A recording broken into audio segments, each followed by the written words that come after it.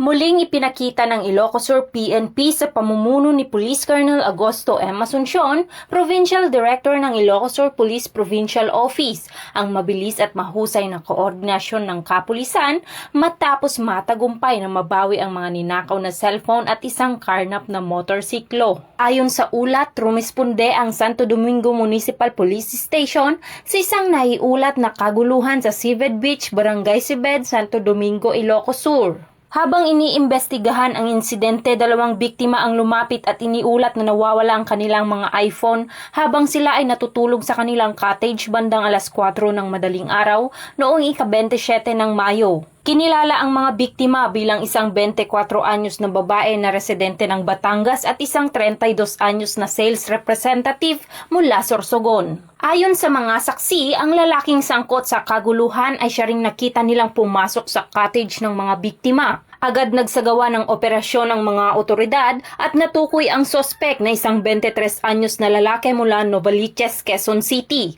Gayunman, nakatakas ito patungo sa masukal na lugar habang iniimbestigahan.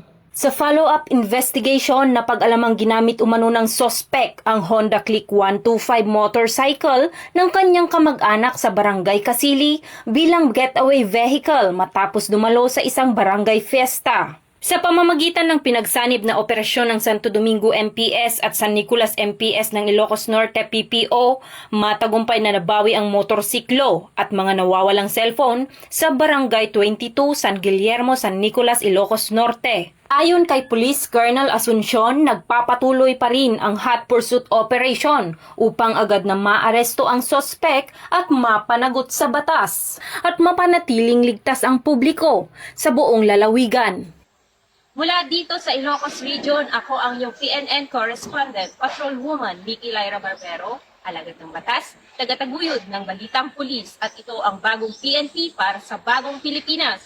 Serbisyong mabilis, tapat at nararamdaman.